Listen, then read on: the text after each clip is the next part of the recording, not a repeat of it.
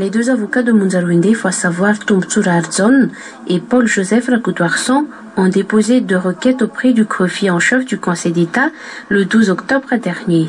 Des requêtes de demande d'annulation de décret numéro 2009-1260 portant nomination de Mangalaza Eugène au poste de Premier ministre. Le Premier ministre Munzarouindef n'était pas présent auprès du tribunal Lanous aujourd'hui durant le procès de sa requête. Il a été représenté par Amada Dior et une lettre signée par ce dernier datée du 21 octobre a été représentée auprès de la juridiction. Durant la plaidoirie de l'avocat de Munzarouindef, la charte de Maputo n'est pas un accord international car ce sont les 4 chefs de file qui ont signé cet accord et les membres du GIC restent seulement des témoins.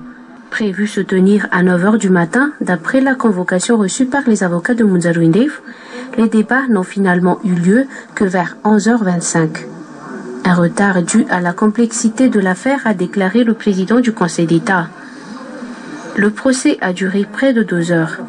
Pendant le débat, le commissaire général de la loi a déclaré que les conditions requises pour l'annulation du décret ne sont pas réunies.